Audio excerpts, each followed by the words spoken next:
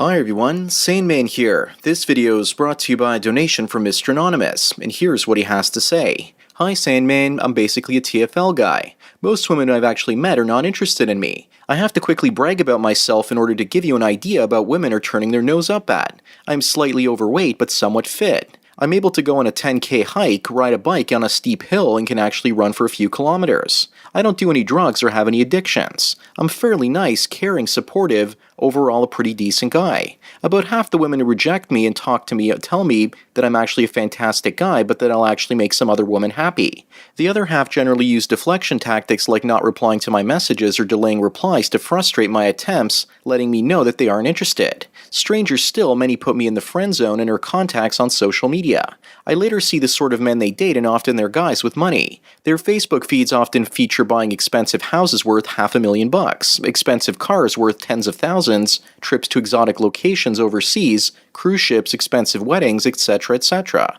You get the idea. And I got the idea that I wasn't being rejected for only being ugly or a bad guy, but rather because I'm poor. I've spent the last 6 to 7 years single after a lot of lousy relationships that ended because I didn't make enough money, and had gone into debt trying to keep women happy. During those single years, I've basically been in the red pill rage, watching MGTOW paying off debts left behind from past women, and really getting my financial house of cards in order. I can say that I'm now debt-free, but you could say that I have a net worth of zero. I have a few interviews lined up shortly for higher paying work, and my future could actually be quite good financially in the next few years. I have no children by some miracle, no payments to make to any ex-wives, and I'm totally at net zero for debts. So finally, my question.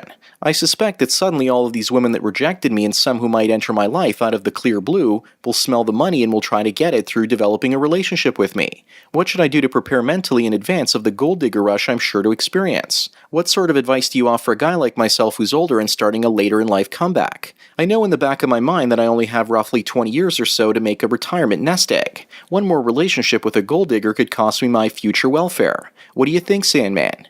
Well, Mr. Anonymous, thanks for your donation as well as your topic. A few years ago there was a woman and I asked her out, and she was only interested in being friends. A few years later she saw that I actually had a new tablet, cameras, and was actually looking for someone to host my traveling channel, and suddenly her tune changed. She invited me over and cleared the house of her 3 or 4 roommates, offered me lunch, and played soft electronic music in the background to make me relax. She wanted me to make a move on her. But she rejected me before, and now suddenly I was worthy of her because I guess that my marketplace value had risen because of my financial success. As a result of seeing this, I rejected her staged approach and didn't actually date her. The moment had passed and I could see exactly what she was doing, and that was good enough to get me not to approach her. A couple of years later, she saw where I was traveling and how well I was doing, and she got pissed off and basically banned me as a friend from Facebook. She probably didn't want to be reminded of how she had messed up. If she had told me yes the first time, who knows where things might have been right now. I think the same thing will actually probably happen to you as well, Mr. Anonymous. You will see these women for what they truly are, and you will see them working as hard as possible and trying to rope you into their spider web. Right now you're in a neutral position with a job and no debt, but in 5 years, you might have saved up $100,000, gotten a better job, a car or apartment. Word will start to get around, and you might find some of the women that used to have no interest in you in the past stick their heads out of the ground like a mole. I'm guessing that you're in your early to mid-40s because you talk about being 20 years away from retirement. And if that's the case, then you don't really have much time to waste. If you're in your 40s and you have zero assets, then it's pretty much close to game over. If you get a great job and get fired in your early 50s, then you probably won't see a job like that ever again. A man's prime earning years are basically in his mid to late 30s into his 50s. After that, if you don't have the assets and investments, you'll be working as a Walmart greeter for the rest of your life. I would suggest that you spend the next 5 to 10 years of your life shoveling in as much cash as possible and saving every last dime that you can spare. Make your own lunches, wear used clothing if you have to, and drive an older vehicle. Even rent a tiny bachelor apartment if you can do it. If where you live a house is only $500,000, count yourself lucky, because where I live a house is roughly $1.2 million, and I don't have a house anymore, and eventually we'll be buying a nice condo and using the investments to cover the maintenance fees on the property. The women that put you in the friend zone put you there so they could keep an eye on you and see if you financially succeed, and if you do, she'll basically be back for you at some point in the future. Also, never get into debt to make a woman happy. First of all, it's impossible to make women happy. The only thing that I've actually found makes women happy for a few moments is being put in their place. But doing nice and respectful things for them often gets them to disrespect you. At this point in the game, if you've already been single for the last 6 to 7 years, why not stay single for the rest of your life?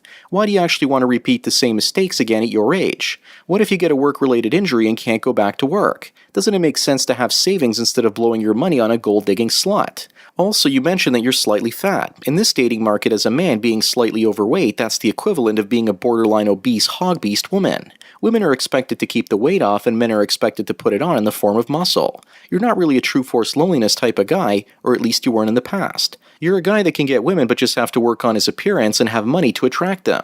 This is a common thing. Most guys that get women brag about money and assets that they don't have. Imagine if a woman could brag about how great she looked, and you wouldn't actually see her under her clothing because she was wearing a box covering her entire body, and you had to take her word for how she looked based on how attractive her face was. That's the same thing that happens to men. We embellish our accomplishments, and women, if they're stupid enough to fall for our bullshit, are basically idiots. So many of the women that you see going for guys with money, how do they know that these guys have money in the first place? They could be doing what you used to, which is getting into debt so they could grab their pussies. Then once the guy runs out of cash, the woman tries to find another man.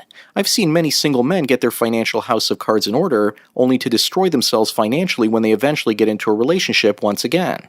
They can't help themselves because they've been deprived of female validation for so long that at some point they will feel comfortable in themselves and what they've accomplished enough to pursue a relationship once again.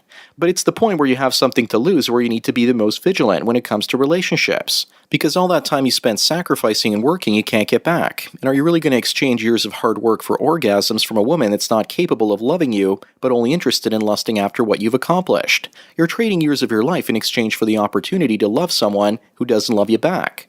Are you willing to throw away your retirement and self-worth for someone that will abandon you at the first sign of trouble, to monkey branch to a better male? Is that really what you're willing to do? Women don't need to smell the money, they smell the ego and success on a man with money, or they basically smell money on a man that has none but pretends to do so. Women often spend time snooping below the surface to see if a man is really who he says he is. They're like forensic detectives working for the government tax office. Their goal is to identify your assets and figure out the best ways to get you to basically part with them. A few days ago I was walking through a local mall, and it's an interesting place because about half the people there are visible minorities. Immigrants like the Chinese, Indians, Middle Eastern, as well as Latinos. The minorities were walking around the mall shopping and socializing, and I began wondering where the white folks were. It was nothing racist, just an observation with regards to demographics. I walked past the restaurants in the mall and looked inside, and I solved the mystery of the white folks. They were spending money on something to eat, while the immigrants were walking around for exercise and for the occasional thing that they would purchase. But in those restaurants I saw white males with white females taking them out to dinner, willingly handing over their resources. The women had neutral looks on their faces, like they weren't too impressed, and many of them looked bored on their dates. Meanwhile, back in the rest of the mall I saw a couple of interracial couples with white women and men from different backgrounds. Those women seemed a lot happier than the ones I saw in the restaurant, yet they were the ones with the so-called lower status males in the eyes of other white women. Just because you hand your money over to her isn't going to make her happy. It will probably do the opposite because she won't respect you as a man anymore. In your case, Mr. Anonymous, you can do what I've always done. Date women, show them that you have money and resources, but choose not to spend the cash on them.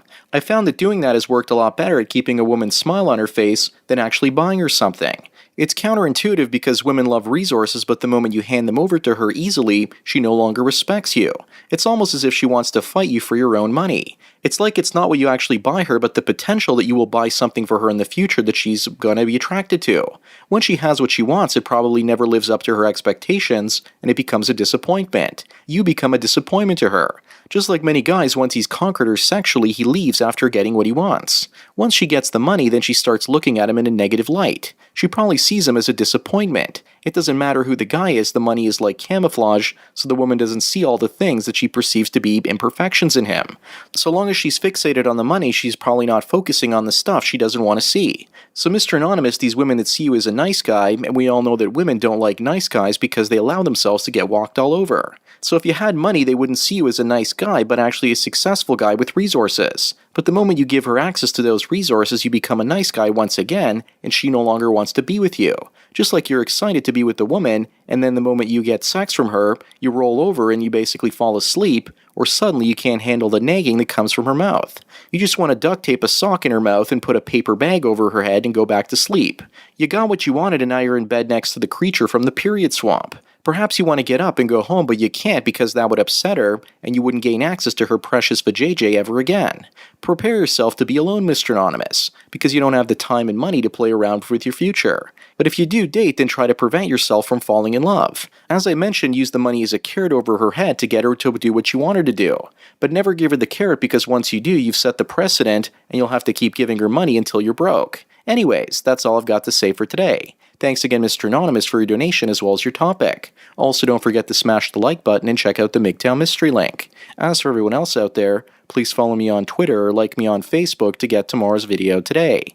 Thanks for taking your daily dose of red pills. And remember, a red pill a day keeps the cash-sniffing whores away. So enjoy the rest of your day, and cheers.